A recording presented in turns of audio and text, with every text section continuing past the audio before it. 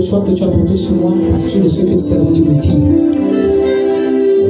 Père, pardonne-moi pour les manquements que tu as observés tout au long de ce message, pour les insuffisances, Seigneur.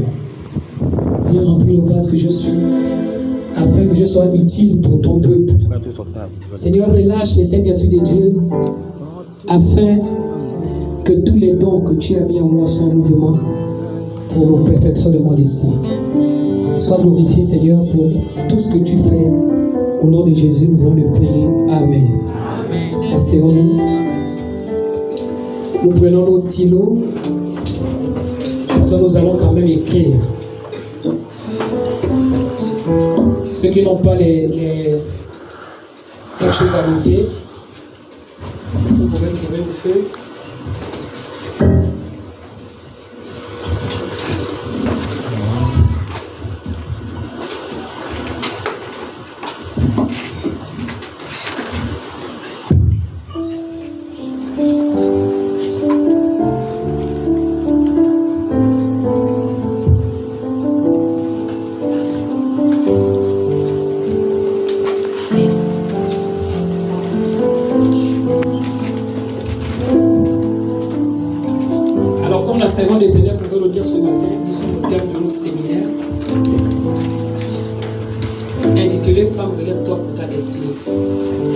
Nous allons intituler un sous-thème sur la restitution.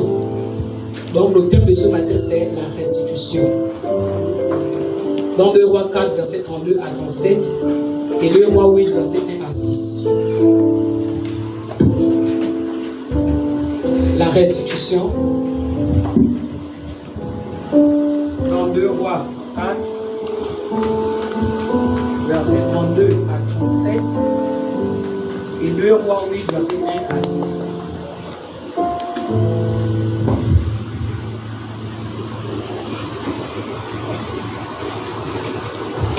Je disais thème, la restitution. Dans 2 Rois 4, verset 32 à 37 et 2 Rois 8, verset 1 à 6. Si nous avons noté, nous allons nous lever pour ouvrir la parole.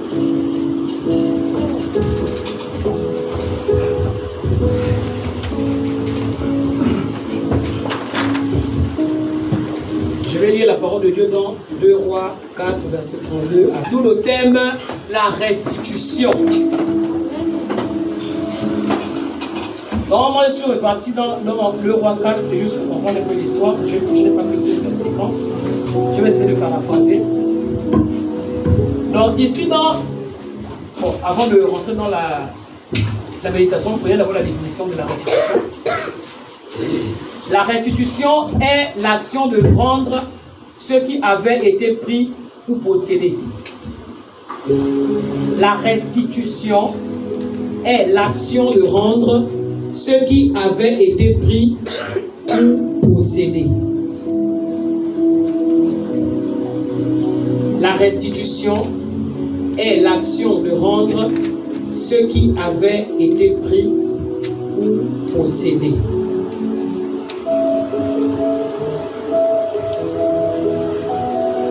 Amen, amen. Alors, je reviens sur notre histoire dans le livre de 2 Rois 4. Je vais le lire en premier. Ici, il s'agit d'Élisée. En fait, Élisée vivait au mont Carmel. Et là, dans ses missions, il est allé visiter la ville qu'on appelle Sunem. Et c'est dans cette ville que vivait la femme sunamite appelée femme de distinction. Alléluia. Alors, étant dans ce lieu, la Bible ne nous le dit pas. Mais nous ne savons pas si à Sunem il y avait l'autel ou il y avait un manque d'autel. Nous ne savons pas si à Sunem, lorsque l'homme de Dieu s'est déplacé pour sa mission, soit il avait un problème de moyens pour pouvoir s'en procurer une chambre d'hôtel. Là, la Bible ne nous le dit pas. Mais ce que nous savons, c'est que la Bible nous dit que chaque fois qu'Élisée allait à Sunem, il y avait une femme sunamite appelée femme de distinction qui avait regardé l'attitude de l'homme de Dieu. Et lorsqu'elle a regardé son attitude, elle a dit, elle a eu la conviction que cet homme n'est pas un homme normal. C'est pas un homme comme les autres.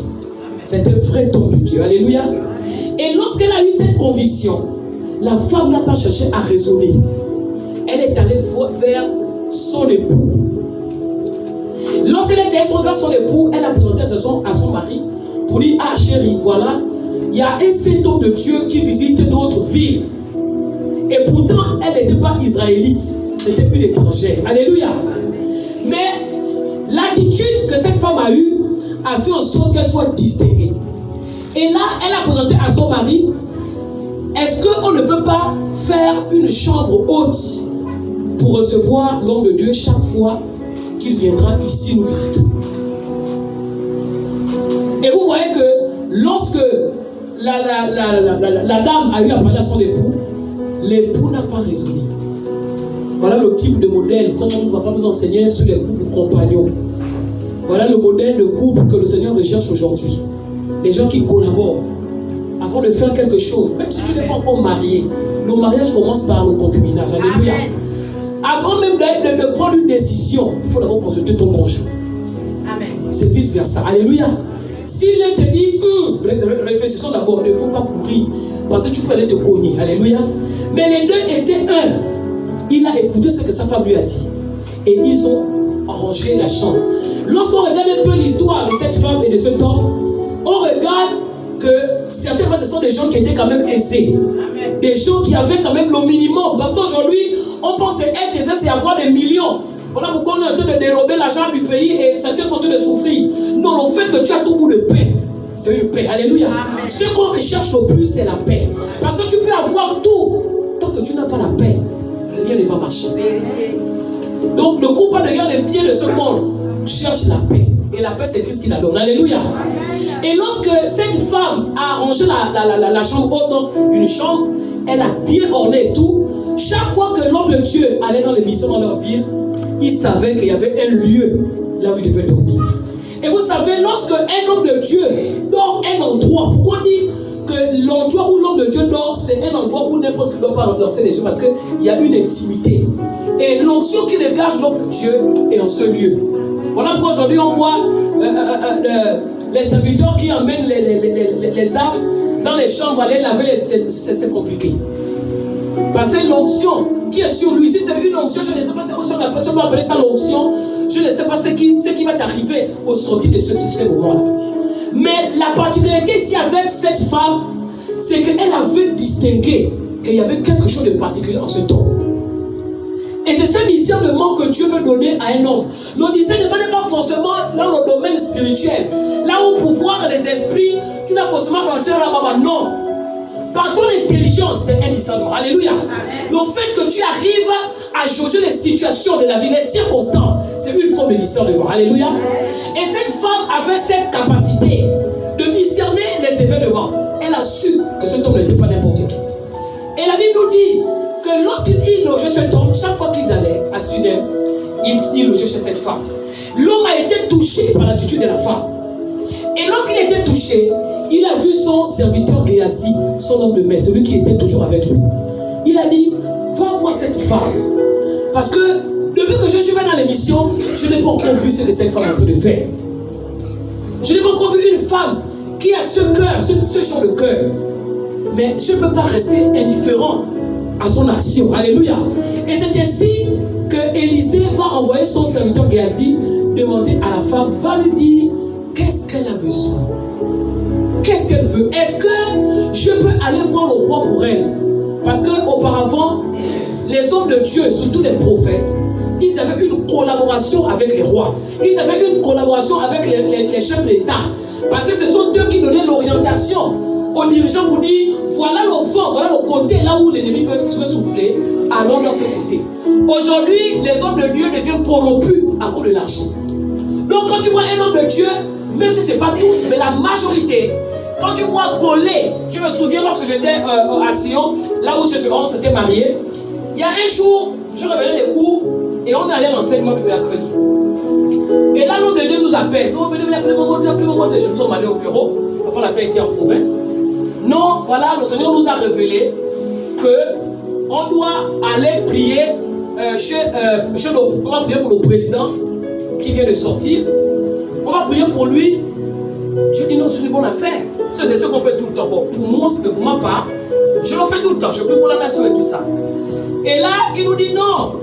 La particularité ici, c'est que Patience nous a remis sa maison. Et c'est là-bas qu'on va aller tout le temps. Tous les jeudis, aller prier pour le président. Voilà, pour qu'il soit en vie, pour qu'il ait tout ça, la paix. Et après, je dis bon, ils ont parlé, j'étais en train de parler. Quand ils ont fait de parler, je posais, je levais mon doigt.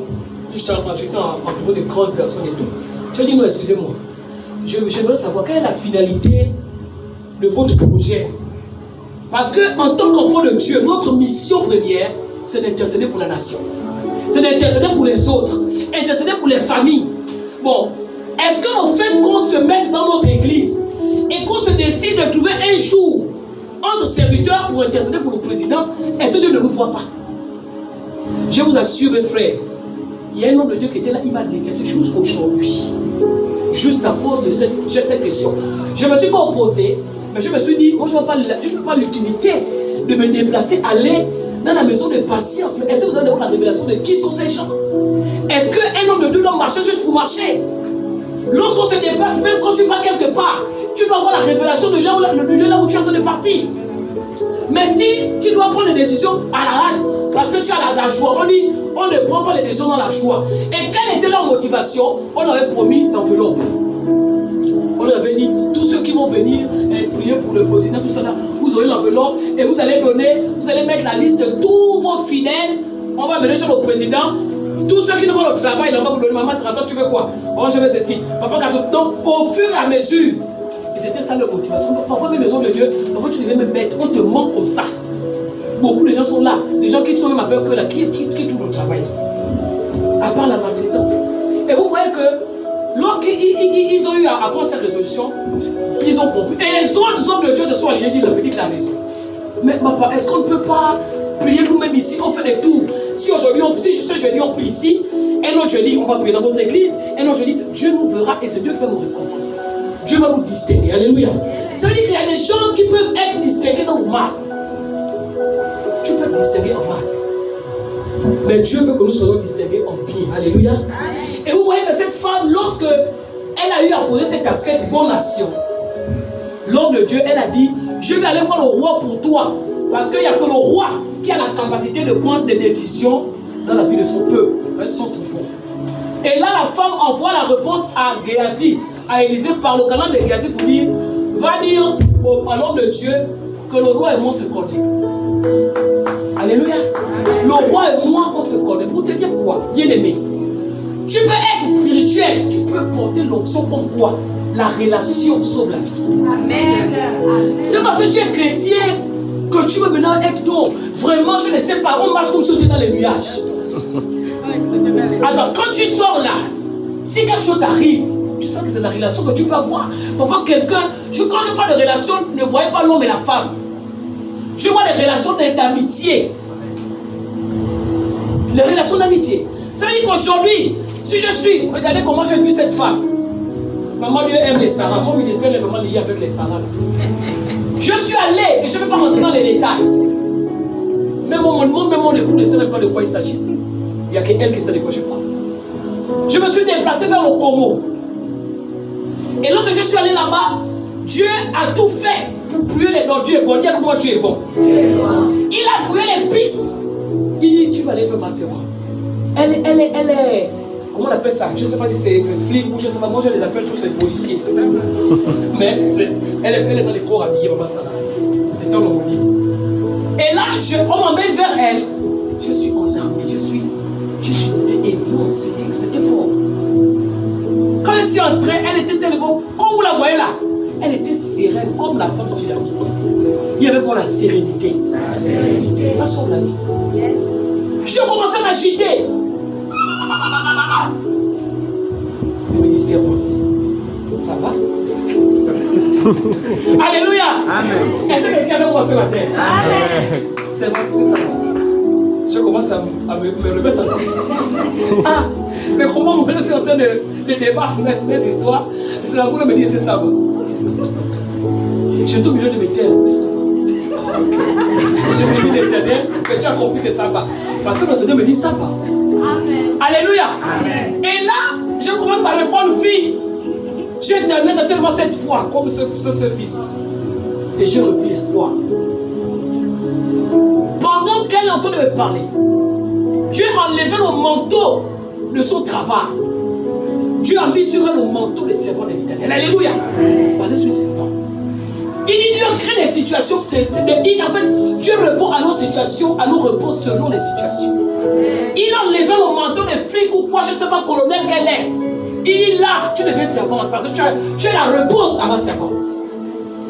Quand elle a commencé à libérer, je vous assure, Papa Cyrus, ce qui s'est passé ce jour-là, il y a comme ça qui est ici.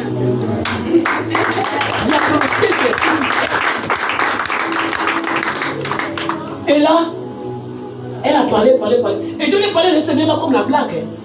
Vous savez, il y a des gens qui sont très captifs. Moi, je n'ai jamais oublié, même m'appeler maman. C'est rien, le Seigneur, c'est mon camp. Je dis, tous les gens que j'ai évangélisés là, personne, tout me dit, non, je suis occupé. Mais elle, une fois que je lui ai parlé, depuis, avant même la mort de mon grand frère, non, elle a retenu ça. Dis avec moi la femme de distinction.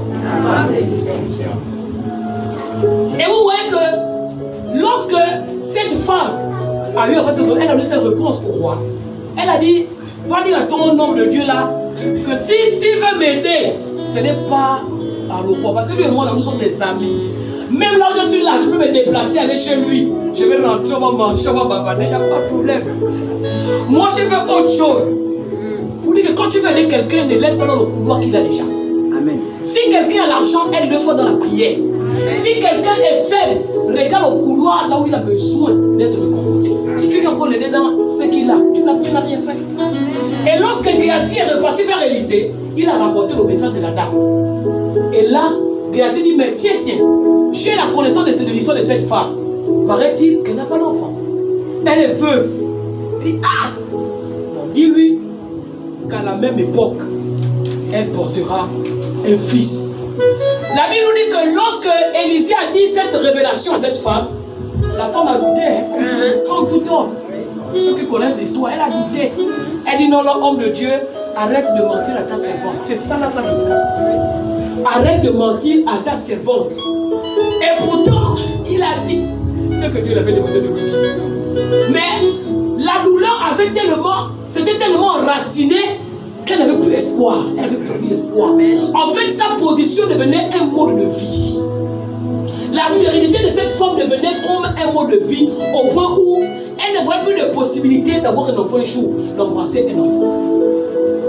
Et la Bible nous dit qu'après qu'elle ait conçu, quelques années, Élisée est reparti au Mont Carmel. La dame est restée. Quelques instants plus tard, voilà, l'enfant est tombé malade. Il était avec le père dans les champs. Il est tombé malade et là, elle a commencé à crier, oh, la tête, ma tête, ma tête. Le père, comme les hommes sont toujours des missionnaires, quand il s'agit des choses bizarres, là, c'est toujours l'enfant de la femme. L'homme a dit, prenez l'enfant, allez le donner à sa mère. Et pourtant, quand l'enfant le dit, c'est mon fils.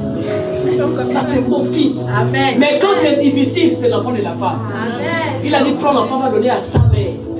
La mère aussi a dit, je sais, c'est mon enfant. Elle a pris l'enfant, elle l'a mis sur ses genoux. Et pendant que l'enfant était là, la dame ne savait pas ce qu'il fallait faire. L'enfant est mort. Il y avait quoi? L'enfant est mort. Lorsque l'enfant meurt, l'homme, le mari, le couple est informé. Donc ils s'attendent à ce que, voir comment faire pour enterrer l'enfant et passer à autre chose. La dame, dans son intelligence, elle a pris l'enfant. Elle est allée faire coucher dans la chambre de l'homme de Dieu. Alléluia. Amen. Elle est allée mettre l'enfant dans la chambre de l'homme de Dieu. Bien aimé, tu ne peux pas être dans une église et ne pas connaître la portée spirituelle de ton Père. Amen.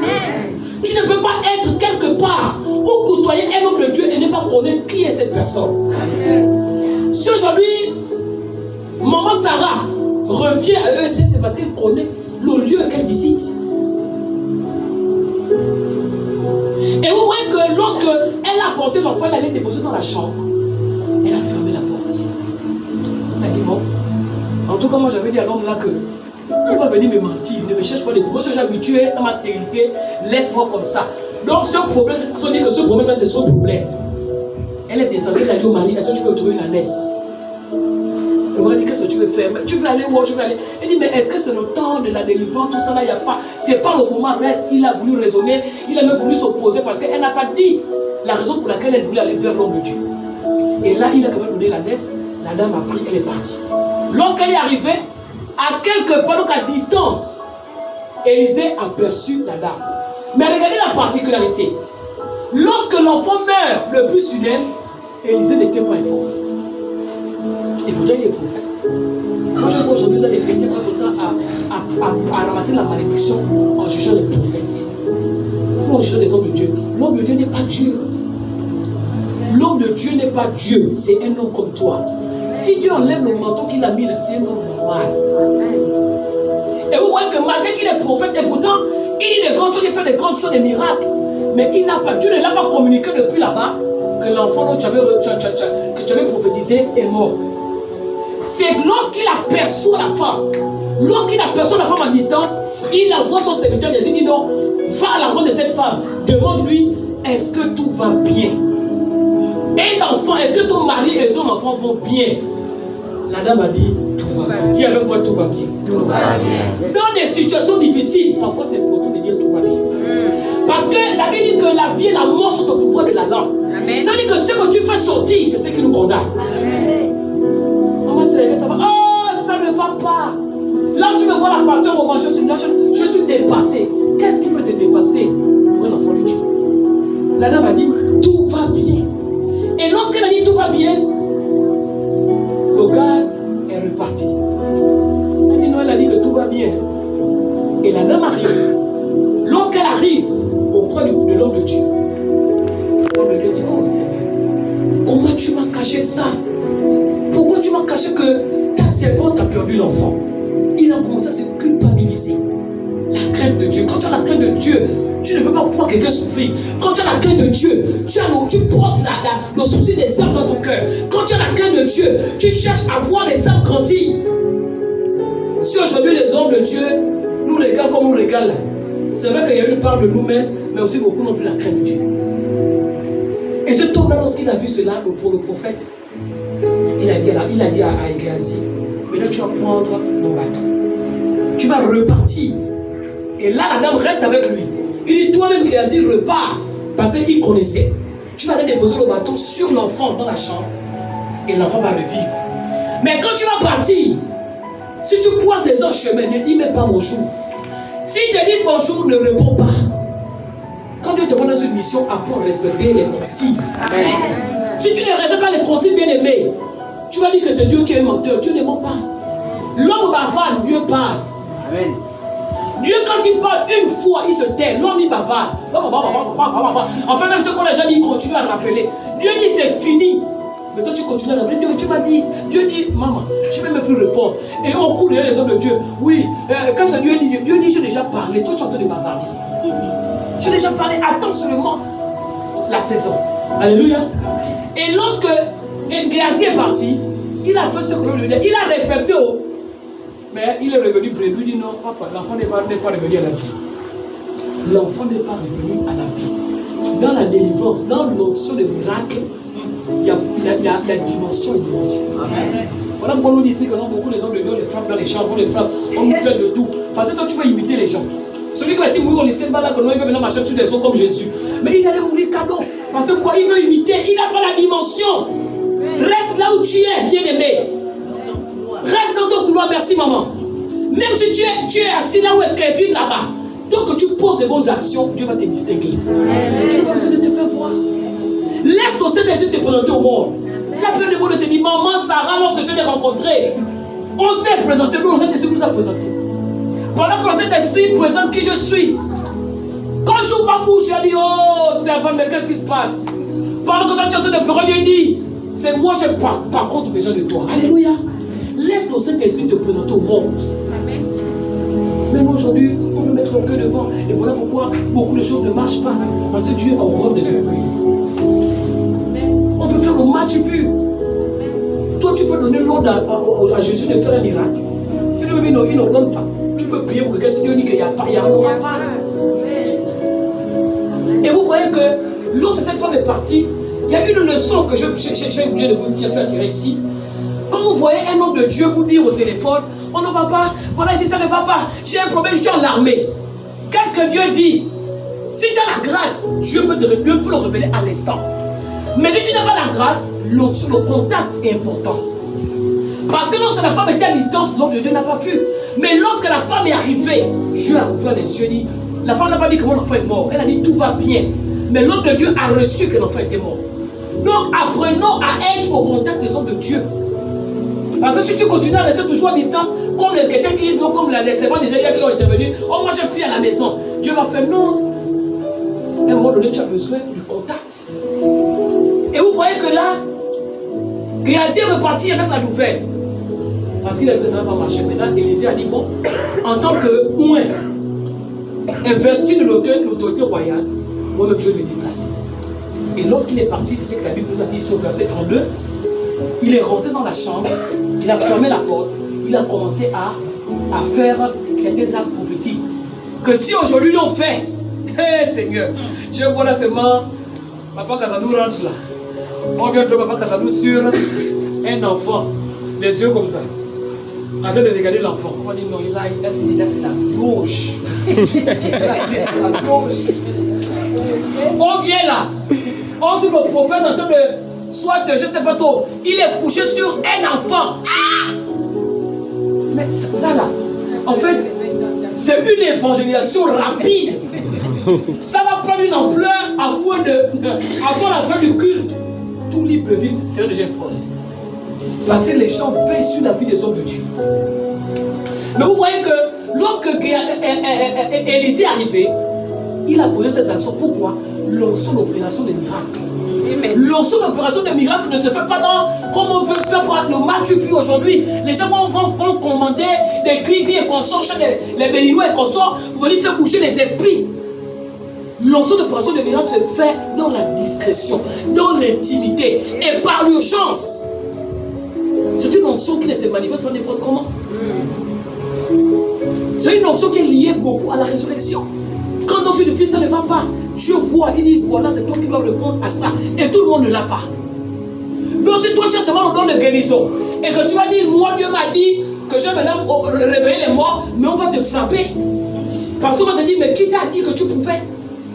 Parce que les gens sont gens de l'armée, toi tu vas dire que je vais réveiller quelqu'un, ça ne va pas marcher. Et ils vont penser c'est toi qui mens. Et tu vas faire que ton Dieu est menteur. Maman, reste dans ton couloir. Amen. Alléluia. Est-ce que je parle à quelqu'un ce matin? Amen. Reste dans ton couloir. Et vous voyez que lorsqu'Élisée est parti, il a fait ce qu'il a eu à faire. La Bible nous dit quoi? L'enfant est revenu à la vie. Et au verset 37, il a dit appelle la dame. Voilà ton fils. Alléluia. La restitution. Dieu a restitué à cette femme ce qu'elle avait perdu. Pour te dire quoi? Pourquoi la Bible nous dit que la bénédiction de Dieu n'est suivie d'aucun chacun? Parce que quelles que soient les tribulations que l'ennemi peut mettre sur ton chemin pendant la bénédiction, pour te faire croire que ce n'est pas Dieu, que ce que Dieu t'a donné est faux, Dieu va toujours créer une situation pour te montrer que je suis avec toi. Et c'est moi qui t'a donné la chose. Vous, cette femme, si elle était comme nous de nos jours là, on devait même quitter l'église. Qui ne va pas même être à l'église? C'est déjà même pour une remarque. On ne vient plus à l'église. On commence à murmurer à gauche à droite. Les chrétiens, ça c'est du wifi ou je ne sais pas comment les appeler. Donc, lorsqu'on va dans un roi, donc là la femme a déjà retrouvé son fils et elle allait se prosterner en signe d'humilité et de reconnaissance auprès de l'homme de Dieu. Mais là dans un roi, dans le roi 8 et à 6, la Bible, je vais quand même lire cette phrase. Elle est très importante pour comprendre la suite des événements. La Bible nous dit quoi? Élisée dit à la femme dont il avait fait revivre le fils, lève-toi, va-t'en de ton pays.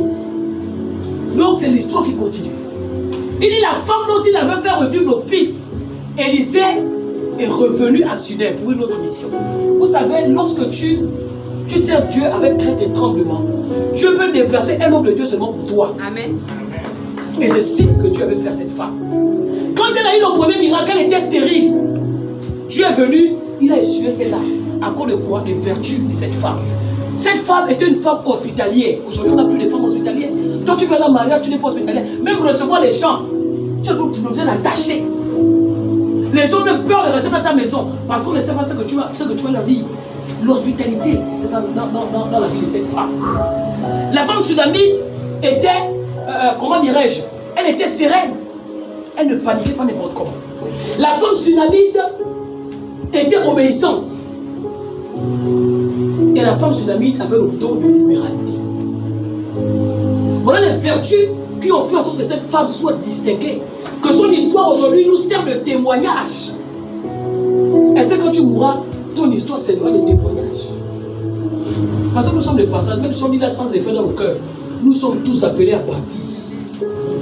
Mais est-ce que ton histoire servira de témoignage? Même dans ta famille. Ah, comment c'est réel? Il suffit seulement qu'elle se déplace. Je sens qu'il y a quelque chose qui est en train de se passer. Ou on va dire, hé, maman, c'est rien, c'est là, pour aimer les bagarres. Il n'y a pas de quoi, mais non. Quel témoignage ta famille aura de toi? Quel témoignage ton entourage aura de toi après ton passage? Et vous voyez qu'ici, lorsque Élisée est revenu, Dieu l'a déplacé à cause de cette femme. Je n'ai pas encore vu ça. Et là, l'homme de Dieu reçoit qu'il y aura 7 ans de famille à Sunem. Mais j'ai mon élu là-bas qu'il faut sauver avec sa maison. Quand on parle de la maison, c'est sa famille, son mari, son fils et ça. Et là, parce que quoi? La vie d'abord elle-même est plus précieuse que les billets là.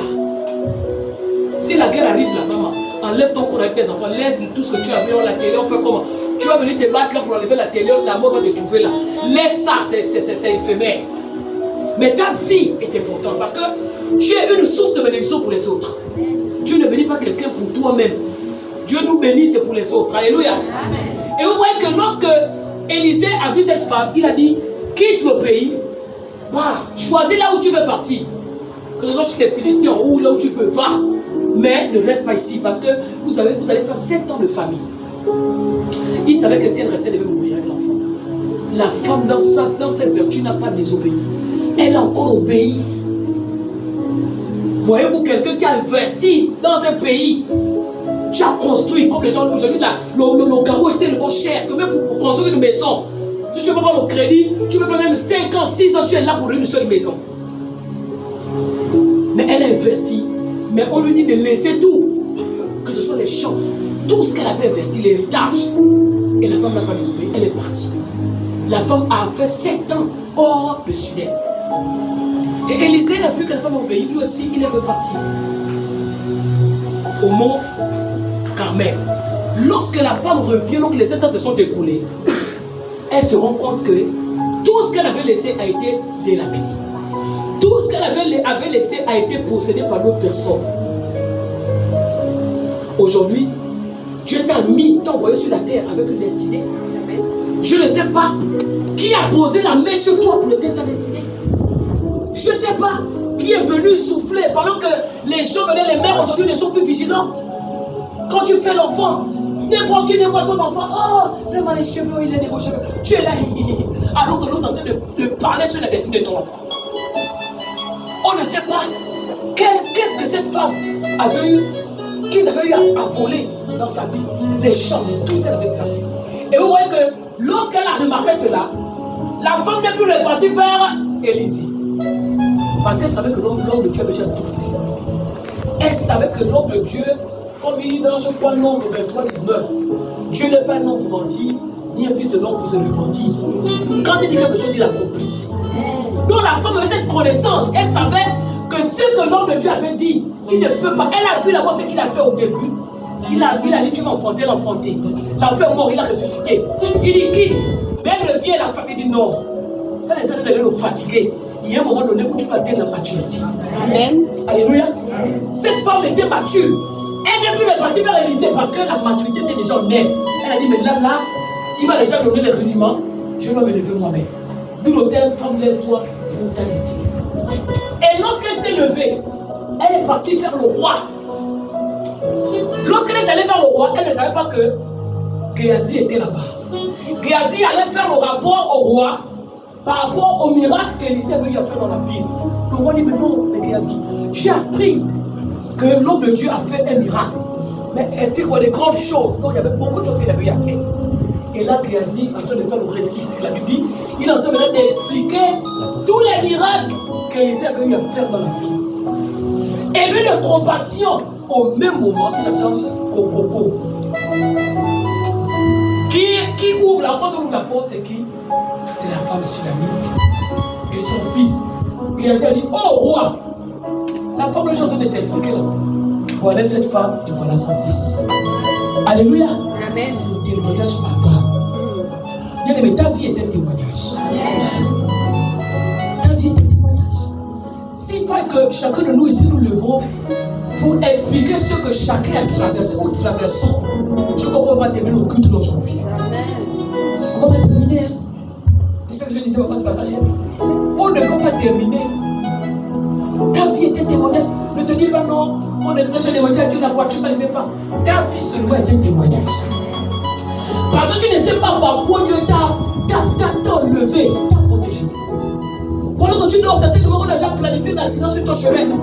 Mais Dieu dit, à cause de sa présence dans ma maison, je vais l'épargner. À cause de l'amour que j'ai pour lui, je vais l'épargner. À cause de sa mère ou son père qui prie, je vais l'épargner. Mais tu ne sais pas. Voilà que notre vie est une bénédiction. Notre vie est une source de bénédiction. Et vous voyez que lorsqu'il a présenté la fille et le fils, la dame est montée. Le roi était content. Il dit, hé mon Dieu, donc on peut faire ça. Vous savez, il y a des bénédictions qui étonnent les gens. Amen. Le roi était étonné. Il dit, ah, donc l'enfant était mort. Et il est revenu à la vie. Il était né regarder l'enfant avec étonnement. Et là, la femme profite de l'occasion de demander, ah bon, quand je suis arrivé là, donc le Dieu m'avait demandé de me déplacer pendant 7 ans. Mais à mon retour, j'ai trouvé que tout ce que j'avais a été pris. Maintenant, je ne sais même pas là où aller rester. Même l'endroit pour dormir, avec la famille, je n'ai pas. Même manger, je n'ai plus rien. Le roi a ordonné à l'eunuque, qui est son serviteur, d'aller restituer tout ce que la femme avait perdu. Alléluia. Amen. Nous montons ce matin la restitution. Je ne sais pas ce que tu as perdu dans ta vie. Mais Dieu te dit ce matin, si tu as mis dans ce programme, même si tu as mis le dernier jour, Dieu va restituer ce que tu as perdu. Alléluia. Et donc que tu as besoin d'être prié en ce lieu, Dieu va restituer ce que tu as perdu. Alléluia. Et vous voyez que lorsqu'elle est partie, elle a tout récupéré. Quelle est l'image du roi ici? Le roi ici a l'image de Dieu le Père. L'eunuque ici a l'image du Saint-Esprit. Bien aimé, de nos jours, tu vas plus voir Dieu le Père descendre comme ça et te dire, non. On reconnaît la puissance de notre Dieu par le canal du Saint-Esprit. Voilà pourquoi ceux qui sont charnels auront du mal à voir le miracle dans l'église. Parce que le Saint-Esprit, il est surnaturel. Quand tu connais son langage, dans sa présence, tu peux ressentir une émotion. Tu peux ressentir la chaleur. Tu peux ressentir les frissons. Tu peux ressentir la chair de poule, comme si ça s'ouvrait. Tu peux seulement pleurer. Tu peux acclamer. Tu peux crier Alléluia, Hosanna. Tu peux sauter. Ce sont les vertus du Saint-Esprit. C'est le langage du Saint-Esprit. Donc si tu ne connais pas ce langage-là, même si Dieu t'a visité, tu vas rester comme si tu n'étais pas visité. Tu dis non, j'étais à l'église là-bas, on a dit qu'il y a des miracles, il y a quoi, et je n'ai rien reçu. Et laisse-moi te dire que le miracle n'est pas synonyme de tomber ou d'imposition de main. Parce que j'ai vu un serviteur à la télé là, il ne voit rien. Il est à l'hôtel. Lui ne se décroche jamais de son hôtel. Il est toujours sur l'estrade. Quand il fait ça. Les gens aussi pas comme ça. Il joue au ballon. Toi, tu parles comme ça. Vous êtes sûr? Les gens qui suivent les miracles là. Le miracle, attention. Vous êtes sûr? Vous êtes sûr que vous êtes sur à l'église, il dribble. Et tu tombes. Quand il fait ça, toi aussi tu es le bon là. Tu es là remplacer le pasteur. Ça c'est le Saint-Esprit. Tu es sûr? Le Saint-Esprit n'est pas comme ça. Dans l'église, dans le Saint-Esprit, il y a la liberté. Il peut te visiter aujourd'hui, comme il peut ne pas te visiter. Amen. Il y a certains qui n'ont pas de visiter là au travers de la parole. Amen. Il y a d'autres qui vont visiter par l'adoration. D'autres qui vont visiter par le service. Ainsi de suite. D'autres même c'est à la maison qui vont être touchés. Alléluia. Amen. Alléluia. Amen. Et je parle à quelqu'un ce matin. Amen. Si tu crois à le Seigneur.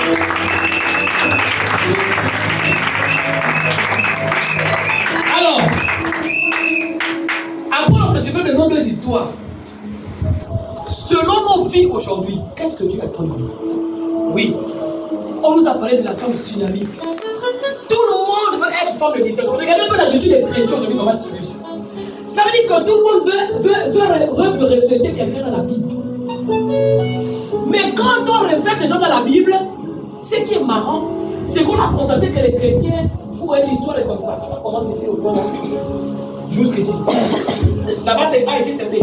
Quand tu veux imiter quelqu'un, tu sautes le A. Tu veux savoir prendre la fin.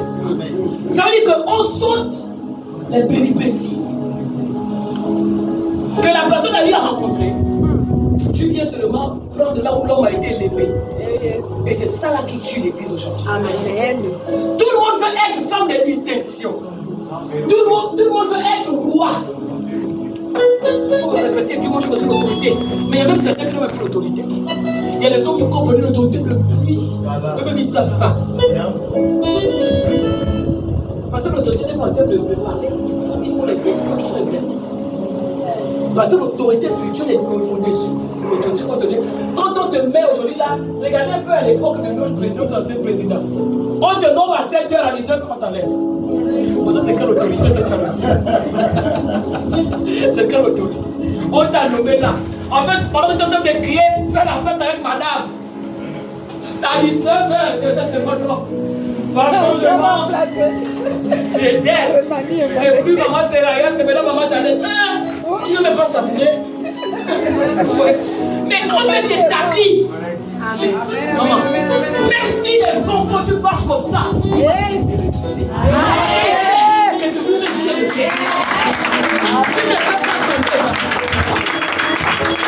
Et c'est dans ce point que je vais vous amener ce matin. On nous dit la femme tsunamite avait des vertus. Pour dire quoi? Derrière cette femme tsunamite se cache une histoire et une école. J'ai reçu l'histoire de la femme tsunamite ce matin que je viens de te faire comprendre ici. Je me suis efforcé selon ma connaissance. Mais le Seigneur nous dit qu'il y a une école derrière cette femme. Nous, oui, c'est nous tous, nous voulons être une femme de distinction. Mais est-ce que tu connais l'école de cette femme? Je vous ai dit tout à l'heure que les vertus de cette femme dans son école, ce qui l'a aidé, elle était hospitalière. Elle était obéissante. Elle était sereine et elle était libérale. Bien aimé, la Bible dit que la femme sage bâtit sa maison et les anciens la promesse. Tu ne peux pas bâtir une maison si tu as pas. Je ne crois pas. Vérité. Amen, amen, amen. Parce que c'est la femme qui embrasse les gens. Vous savez que dans un couple, si c'est l'homme qui est ouvert et que la femme est renfermée, cette maison ce n'est pas facile que les gens viennent dans cette maison. Parce que c'est la femme qui a l'esprit de la femme est le berceau de l'humanité. Et elle est la porte spirituelle. On a ri là quand Maria sera dit que vous pensez que Dieu a fait l'homme en fait pour créer la femme. Mais pourtant c'est la réalité. Vous pensez que Dieu a fait l'homme, mais pourtant on dit que c'est lui qui a l'autorité. Mais il y a quelque chose qui s'est passé. Mais qu'est-ce qui s'est passé? Il y a un mystère. C'est la question que tu dois te poser quand tu es chez toi. Il y a que Dieu qui connaît. Je vais accompagner dans l'église. Mais pourtant je ne suis pas une accompagnatrice. Mais pourquoi tu m'as envoyé sur terre? Et vous voyez que ici, on nous dit, dans cette école, on retrouve la vallée. Il y avait quoi la vallée? D'où ce schéma?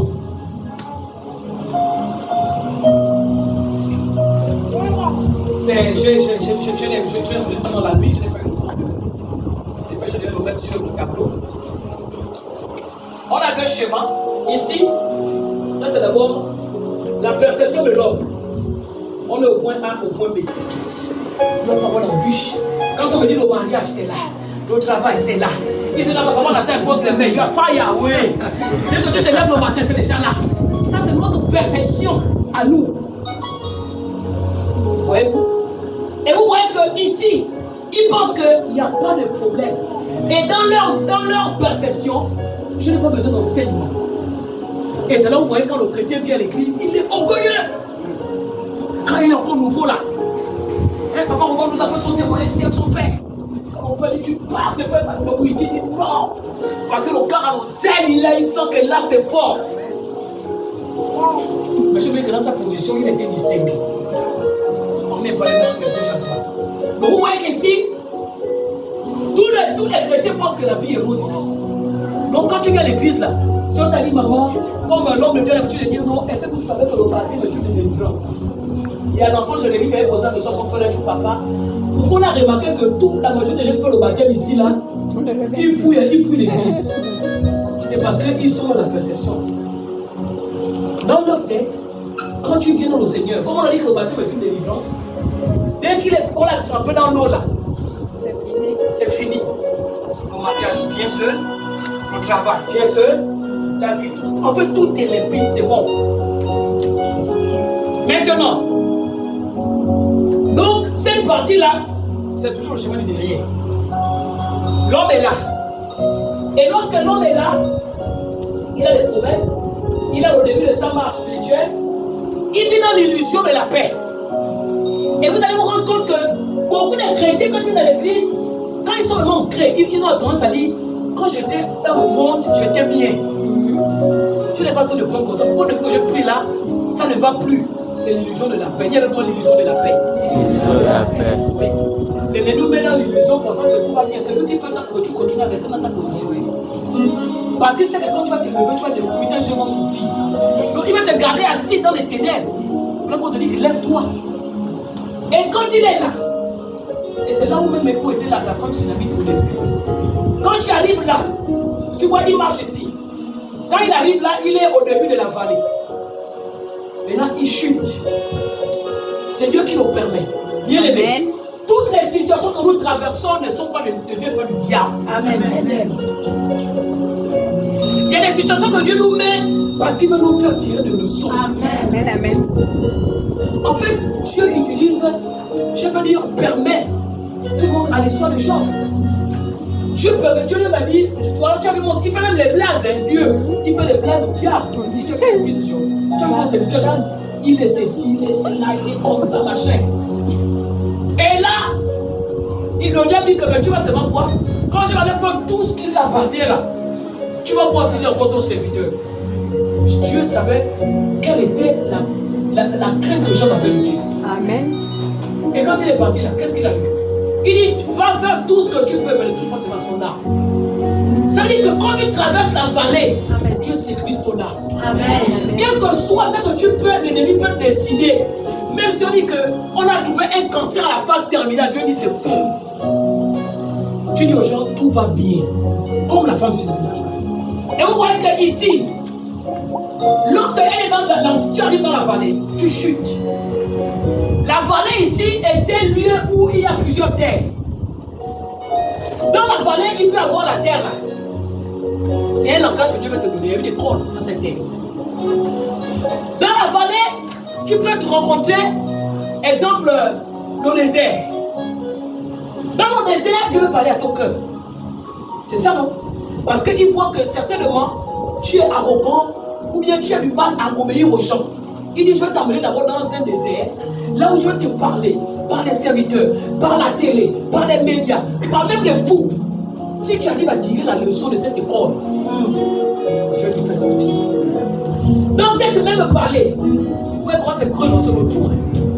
Quand tu es là, personne ne te voit. Tu es dans les oubliettes. Qui va encore te régaler? Maman, c'est au Bruxelles là, c'est qui encore? Laissez-moi. Je vais parler même pour les selles. Dans cette même vallée, il y a les sables mouvants. Et là, c'est très dangereux. Parce que la particularité avec le sable mouvant, quand tu es à l'intérieur, tu ne dois plus faire des mouvements. Si tu bouges, tu fais trop des mouvements, tu t'enfonces et tu meurs. Et Dieu peut t'amener dans un sable mouvant par rapport à la perception et à ta conduite avec lui. Il y a d'autres qui peuvent être dans l'argile. Tout le monde voit l'argile et que dans l'argile devant le potier. Donne-moi la forme qui te plaît. Donc l'argile ici ça glisse.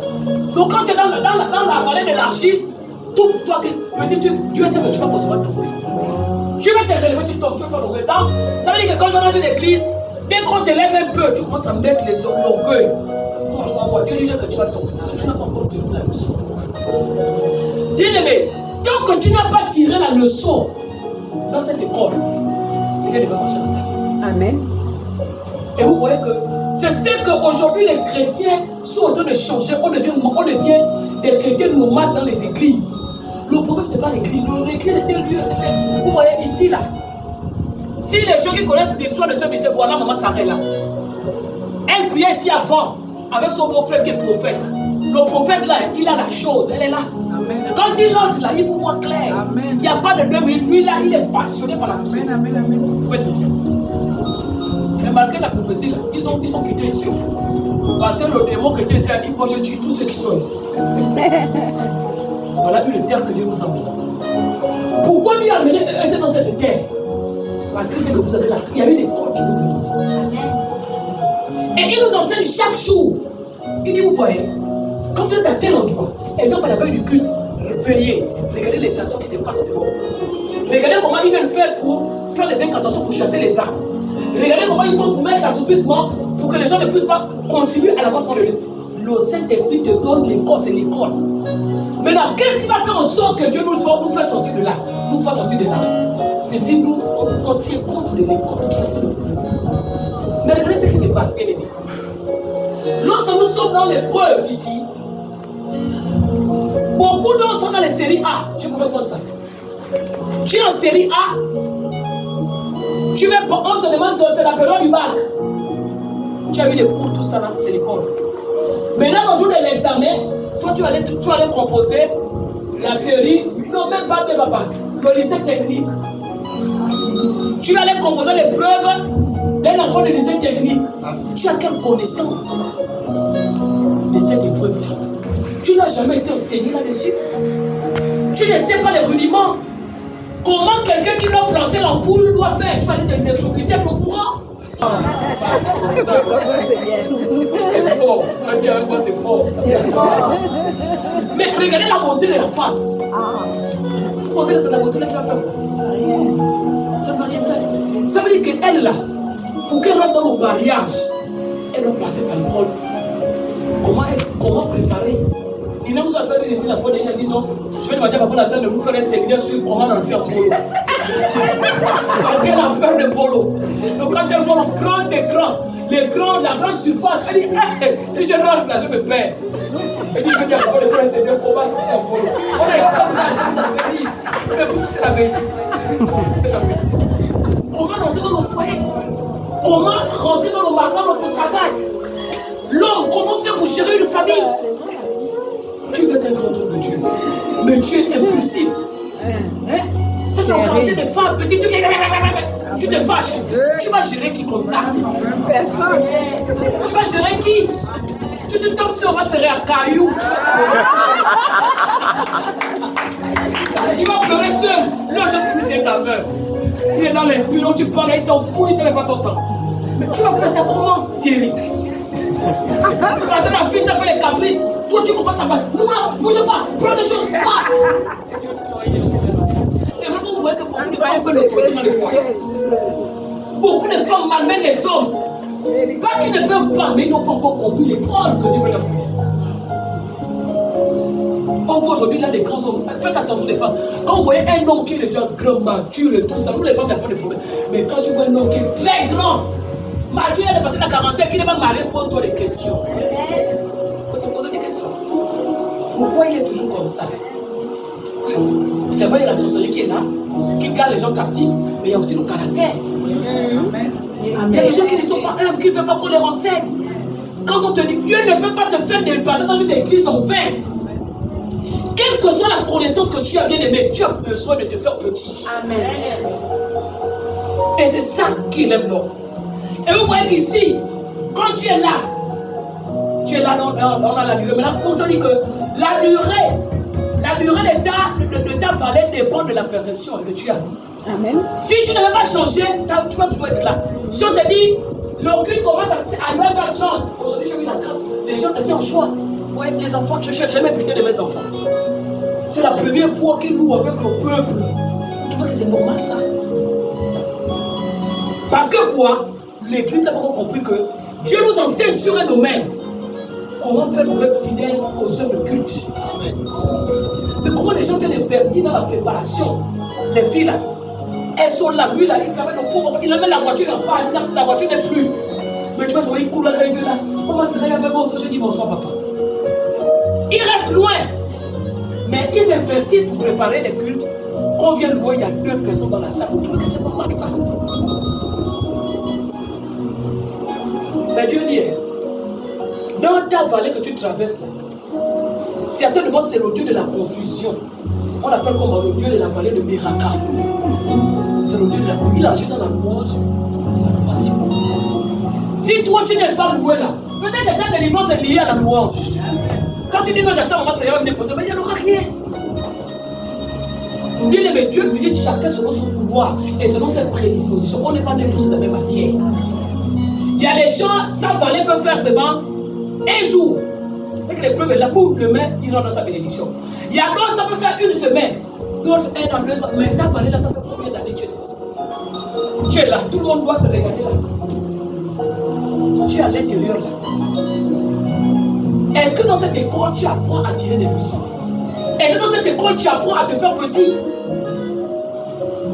Depuis que tu es à l'intérieur, est-ce que tu cherches? Beaucoup de gens courent derrière la bénédiction, mais ne savent pas comment garder la bénédiction. Maintenant, quand tu vois que tu apprends, tu as appris les choses ici, lui-même il te fait sortir. Il te fait monter ici. Tu es maintenant à la montagne pour l'élévation. C'est ce qu'on appelle l'ascension. Maintenant, ici, là, il ne faut pas te réjouir. Hein? Dis à ton frère, il ne faut pas te réjouir. Pas te réjouir. Regardez, si vous avez remarqué, ceux qui sont vraiment enfants de Dieu, quand tu es béni, quand tu as une grande bénédiction, bien aimé, prépare tes genoux. Amen. Parce que l'ennemi ne va jamais s'avouer vaincu que tu es reçu ce que tu as reçu. Amen. Dès que tu reçois la gloire, là, c'est seulement des gloires de minutes ou des heures ou d'une semaine ou 1 mois. Là, tu rentres dans le combat. Mais regardez ce qui se passe aujourd'hui. Il y a des couples, ils se marient, à fond, les femmes est morte. Ils se marient, l'homme est mort, et pourtant ils ont la gloire de quelques minutes seulement. Donc quand tu es ici, maintenant, ici, Dieu te regarde. Ici, Dieu était en train, c'était son plan. Dans le deuxième chemin, c'est le premier plan, c'était la perception de l'homme. Il dit c'est le plan de Dieu pour l'homme. Dans le plan de Dieu pour l'homme, il te fait descendre lui-même. Soit par ton caractère. Si tu es orgueilleux, il te dit descends d'abord là-bas. Tant que tu n'as pas tué l'orgueil, tu vas rester là-bas. Et ce que tu demandes, tu n'auras pas. Si tu es, exemple, un menteur, il dit tu vas rester là-bas. Tant que tu n'apprends pas que moi je suis le Dieu de la vérité, tu ne vas pas sortir. Et chacun pour son cas. Maintenant, quand il te fait monter ici, il dit maintenant, je vais maintenant tomber. Là, Dieu ne casse plus le corps. Il prend seulement son micro-bouche, il attrape, il tape. À chaque moment, il regarde ta vie. À chaque moment, il ne regarde tes pas. Pourquoi? Parce que nous sommes une source de bénédiction. Quand Dieu t'enlève de la mort pour t'emmener à la vie, tu ne dois pas te limiter à toi-même. C'est que tu beaucoup les gens aujourd'hui. Dieu t'a béni. Regardez l'appel d'offres qu'on a eu à faire hier pour les chefs. Je sais qu'il y a beaucoup de gens qui n'ont pas levé les mains, qui vont faire des surprises. Mais il y a beaucoup qui sont restés indifférents. Voilà la vallée que Dieu a donné te bénir. Aussi longtemps tu vas être avare dans l'avarice, rien ne va se passer dans ta vie. Ça veut dire que les engagements là, c'est toujours les autres. Cette femme-là, est-ce qu'elle ne travaille pas? Si vous savez comment cette femme-là vit, les gens de l'église, ils connaissent comment cette femme-là vit. Mais Dieu lui fait grâce. Je ne sais pas s'il y a un engagement qui est passé dans quelqu'un sait que maman Jeannette n'a pas levé sa vie. Est-ce que quelqu'un me suit ce matin? Je ne sais pas s'il y a un engagement qui est arrivé ici que cette femme n'a pas levé sa vie. Bien aimé, Dieu bénit l'intention. Parce que tu peux venir donner une grande enveloppe en murmurant. Dieu ne va pas te bénir. Dieu bénit l'intention. Est-ce que tu as l'intention de bénir? Vous savez le geste que maman Christine a fait hier, comme l'homme lui a dit, qui va ouvrir la caisse pour l'achat des jeux des serviteurs? Elle a pris ses 5 000. Un petit enfant venait ses 2 000. Mais si on regardait les poches là, les gens veulent les billets de 10 000 là. On dit, on va pas l'attendre à Dieu de collecter le son de vos maris pour qu'il ouvre les yeux, voir l'argent. Il faut beaucoup d'argent. Il faut beaucoup d'argent. Ils étaient là assis. Pourquoi? Parce qu'ils n'ont pas encore reçu la connaissance de cette école. Bien aimé, quand l'homme de Dieu assis sur la chaise, j'ai acheté la chaise dans mon salaire, elle était à 25 000. Tu l'as pris 2. Après, les gens vont dire, je dois jouer. Parce que la maison n'est pas très grande, elles sont très grosses. Mais chaque fois qu'ils sont assis là, je suis béni. Amen. Quand ils s'asseyent, ils sont assis là, je suis béni. Tous ceux qui ont contribué pour ces chaises-là. Mais est-ce que vous savez la bénédiction que vous recevez quand les gens sont à l'aise? Mais c'est une école. Mais les gens ne veulent pas aller à l'école. En fait, les enseignants sont en train de souffrir, crier là. Tu cries. Quand on vient à l'examen final, on vient à l'examen final de même note. Pourquoi? Parce qu'on se rend compte. Et puis aussi dit, aussi longtemps, voilà, on a un prof qui nous disait seulement au lycée, monsieur Yessoufou dit non, ceux qui n'ont pas gagné, on va se prévoir l'année prochaine.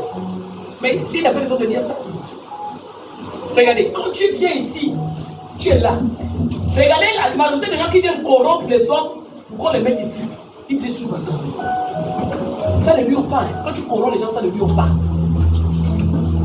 Et quand tu es là, tu regardes là ton attitude. Il commence à voir l'orgueil, commence à compter, papa c'est vite. Parce que les gens le travail. Non, vous avez vu, sur TikTok, il y a une image qui passe là où il y a un jeune gars qui allait faire 2 semaines en France. 2 semaines. Mais quand il est revenu là, ah Jésus, il marche même comme ça. C'est qui lui? Hein? Tout le monde sait ça, non? Petit truc, c'est qui lui? C'est quoi ça? Même les filles qui draguaient, tout ce qu'on demande. C'est qui lui? On dit même la nourriture qu'il a l'habitude de manger. Mais ça se trouve, mais c'est sale ça. Donc il a fait 2 semaines. Il y a des gens qui ont besoin de 2 semaines. Ça veut dire que quand tu comptes là, 2 semaines, tu commences à changer. L'orgueil des gens en toi. Tu ne regardes plus les autres, même les gens qui priaient pour toi. Les gens qui priaient pour toi. Maman Seraya, Maman Sarah, Papa Kassadou, Papa Julisson, aide-moi pasteur. Quand tu es déjà là, c'est parce que tu sors, c'est moi je l'ai vu la première étape qui me fait les jours. Quand elle priait pour toi et jeûnait pour toi, elle n'était pas sorcière. Mais là, quand tu es déjà là, tu es arrivé. Maintenant, elle est maintenant sorcière. Pourquoi ça me non, pourquoi que là où il a déjà un inspecteur là, c'est sûr que les gens, il a déjà signé la loi, c'est fini. Mais quand il était là, tu voyais comment il se comportait. Amen. Prenez les hommes de distinction. Malgré les combats, malgré le niveau qu'il avait, hein, je suis là, enseignant qu'il est mon chef. Il n'a pas, même s'il n'était pas dans ma circonscription, mais il est mon chef. Je vois par exemple, il n'a pas fait ça comme ça. Mais il a dit l'église, c'est l'église, il me respecte. Malgré mon âge. Donc regardez la dimension de l'humilité. Amen. Il me respecte. Mais le respect mutuel. Il quitte le travail. Tu vois, ça va être en train de transmettre avec la paix, mon Dieu, non. Après, je ne sais pas comment Dieu veut qu'on les enseigne. Tu vois, ça va être avec la mallette, le sac. Il transpire pour faire la forme de Dieu. Il est déjà la paix. L'enseignement. Par contre, papa attend le test même. Papa attend Dieu. Parce que lui, il fait les choses selon l'esprit. Il dit, Dieu sait qu'il est occupé. Il dit, c'est lui qui fait l'enseignement. Donc quand il est blessé, quand il vient là, vous allez vous fatiguer d'écrire. On va changer. Vous allez écrire. C'est courage. On ne peut pas poser des questions. Il dit, mais c'est Dieu qui vous fait ça. Vous allez écrire. Après, il a un peu changé. Bon, on va aller dans, on va mener écrire peu et on va mener échanger. Mais Dieu l'a noté. Voilà les comptes que Dieu l'a mis. Il pouvait dire, ce sont mes petits frères. Mais il s'est fait petit. Parce que quoi? Il voulait encore apprendre quelque chose. Et on voit que quand on t'a dit, je vois, tu vas faire le concours, tu vas gagner.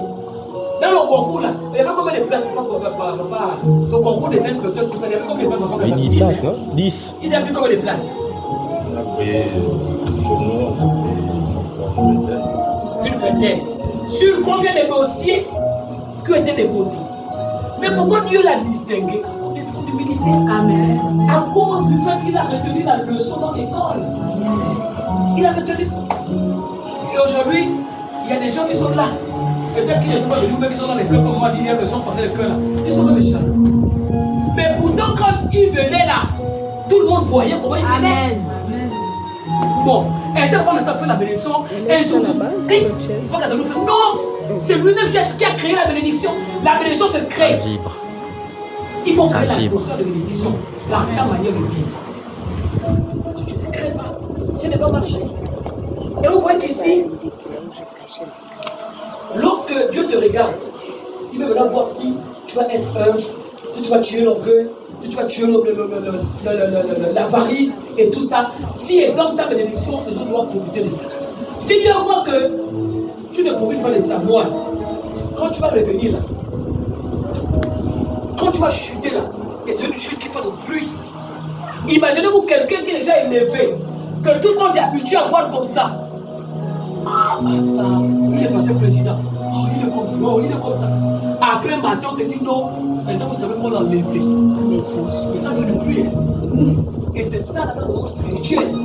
Quand un enfant de Dieu est élevé et il renaissant, il chute à cause de toi, tout ce qu'on lui reproche, ici, là, ça fait le bruit.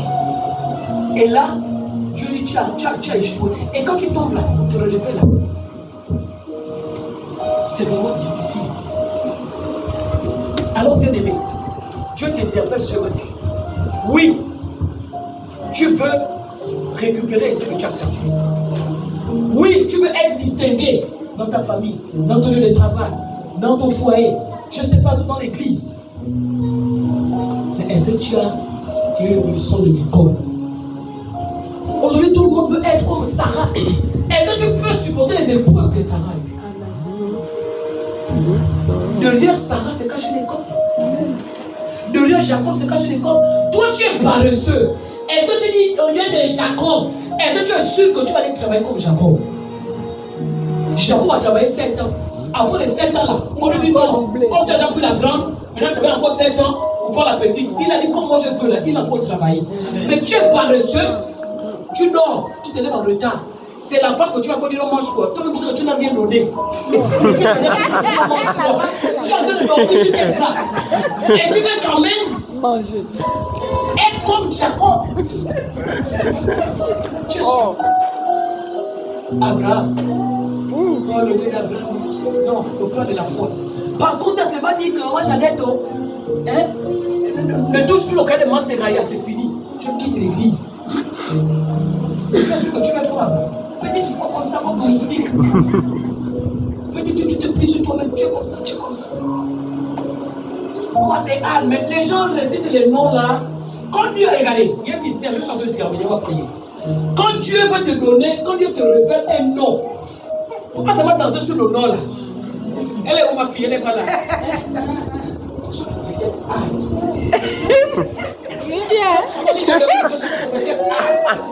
Ça c'est ma fille, est-ce qu'on peut acclamer pour elle? Ça c'est la prophétesse Anne. On devient les comprendre pourquoi Dieu nous avait donné ce nom. Mais c'est plus tard qu'elle a fini par comprendre la révélation. Dieu n'a enseigné lui-même. Il dit, assois-toi, il dit, là où tu donnes ce nom-là, tu vas vivre des situations comme Anne a vécu. Tu vas traverser l'humiliation. Les autres vont se moquer de toi. Tu ne portes pas. Tu es ceci. Que tu vas à l'église, non? Ton Dieu là, il fait quoi? Dieu dit, apprends seulement à crier comme ça. Quand Pélina se moquait de Anne, Anne pleurait auprès de mauvaises personnes. Tout le monde sait ça. Elle pleurait auprès de mauvaises personnes. Tu pleures devant ta rivale et devant ton mari est Dieu.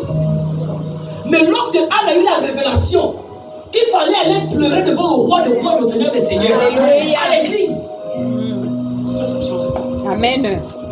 Dieu a dit non, les larmes là. D'ailleurs, on a dit hier, femme, il faut pleurer. Il dit les larmes là. Il a transformé les larmes de douleur en larmes de joie. Amen. Et elle a reçu, en dehors de l'enfant qu'elle a eu à faire, elle a encore eu 7. Alors que quand elle était stérile, elle a eu 7. Et 7 fils.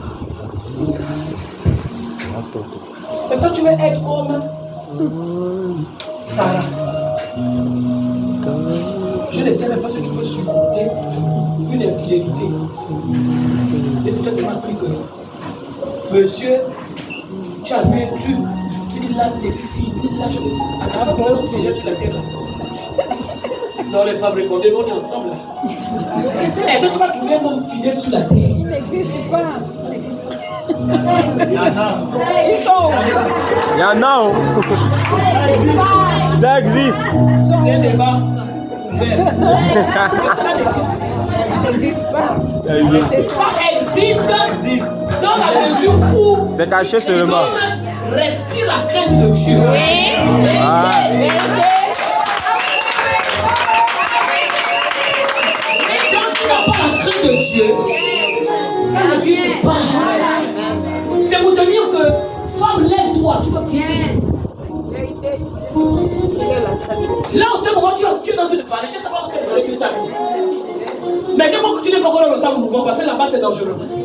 Dans le sable mouvant, tu es déjà entre la vie et la mort. Mais je pense que tu es encore peut-être au désert. Il y a certains qui sont peut-être sur la terre. Il y a d'autres qui sont sur l'argile. Mais Dieu te dit, tu as la capacité d'apprendre. Tu fais ton choix. Bien aimé, vous savez que vous pensez qu'un homme qui n'arrive pas à acheter la femme, la crème, pendant qu'ils sont copains, copines, il va t'acheter la crème, il va te mettre la bague. Il ne va jamais le faire. C'est maintenant là qu'il faut qu'il te montre que je veux t'acheter la crème. Je peux te mettre en haut. Ça n'existe pas, les hommes fidèles. Mais en Jésus, c'est possible, tout est possible. Amen. En Jésus, tout est possible. C'est pour dire que tu ne peux pas être comme Sarah. Sarah avait donné la femme elle-même à son mari. Donc tu peux le faire. Moi là, je ne peux même pas. Même pas en rêve. C'est tout ça de quoi je parle. Je vais dehors là-bas à Wenche. Comment on va aller à Wenche? Non, je vais pas à Wenche, je prends l'autre toi la vieille. Tu vas me être la coépouse, ma coépouse, parce que je veux des enfants. Donc pendant que je dors dans ma chambre, je sais qu'elle est là-bas. Non, il faut la sauver. Si déjà même quand tu soupçonnes, tu es malade, mais tu sais que c'est comme ça, tu vas vivre. Tu peux pas vivre. Regardez les femmes, même quand on ne donne rien, elles font la jalousie. Mais pourquoi les femmes même sont comme ça? Je comprends même pas. On te demande le livre, tu fais la jalousie. On va être délivré aujourd'hui. Et vous voyez que la femme était là, mais elle a supporté. Vous voyez qu'elle avait un grand cœur, Sarah avait un grand cœur. Elle a supporté cette femme-là. Ce qui a fait en sorte que Sarah commence à dire à le mari de chasser la femme, parce qu'elle avait que la vie de l'enfant était en danger. Si la vie d'Isaac n'était pas en danger, Sarah n'avait pas de problème de vivre avec sa concubine, avec sa rivale. Pas de problème. C'est quand la vie devient en danger. Aujourd'hui, la vie en danger, là, c'est quoi? Quand tu rencontres maintenant une rivale, peut-être qu'il veut te faire des médicaments. Ah là, ta vie en danger. Alléluia. Tu rencontres une rivale qui cherche à faire des choses bizarres à tes enfants. Là, ta vie en danger. Mais si c'est une amourette de dehors, je t'assure qu'il va se fatiguer. Parce que Dieu est Dieu. Dieu ne peut pas bénir. On dit, il y a une autre de Dieu qui a dit, avec Dieu, il n'y a pas de bénédiction sans souffrance. Tout ce que Dieu te donne comme bénédiction, il y a toujours un temps où ta vie va te ramener. Même si tu es déjà monté, il va te ramener au désert. Amen. Pour te dire, est-ce que tu as compris? C'est la leçon que tu vas faire. Maman, il y a une école. Comment tu peux enseigner les femmes comme toi si tu ne vas passer par là? C'est pas les témoignages qu'on dit. Il y avait une fois dans la Bible une femme de Synamite qui avait noyé toi, ton histoire, c'est quoi? Là, tu es en train de réciter l'histoire de l'autre, mais toi, ton histoire. On ne peut donner que ce que l'on a. Il faut que tu passes par des situations pour que tu sois apte d'enseigner aux autres. Et c'est ça l'école. Alléluia. Amen. Donc arrêtons de prendre des modèles dans la Bible pour prendre. Et ce que tu dois retenir aujourd'hui, quand Dieu te donne un nom, commence par chercher la vie de cet homme. Parce que les situations qu'il a vécues sont liées à ta destinée. Et tu vas forcément les vivre que tu ne veux même pas. Tu vas forcément les vivre. Oh moi, Seigneur, donne-moi l'onction de la vie. Seigneur, tu es sûr que toi tu votais la guerre.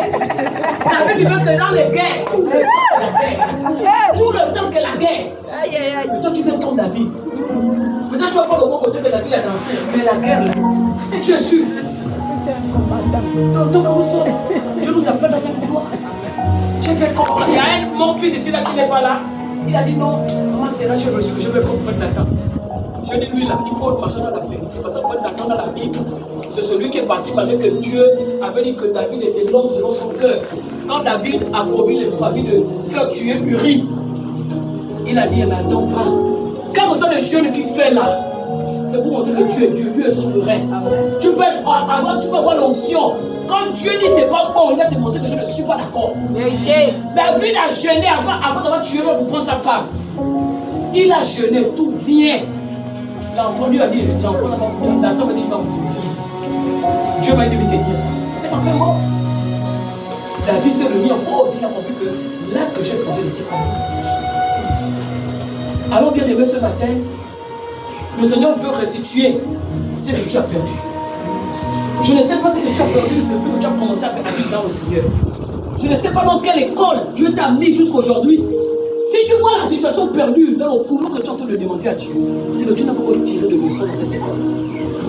Dieu veut que tu commences par te mettre en question et te dire, Père, tu vas parler par le canal de ta servante. Dans quelle position je suis? Tu veux le mariage, tu veux le travail, tu veux les honneurs, tu veux être honoré dans le ministère. Mais est-ce que tu as retenu l'école? Quand même, quand tu vas me dire, tu te fâches, mais tu veux quand même être leader ici. Tu ne peux pas. Alléluia. Alléluia. Amen. Alors on va se lever.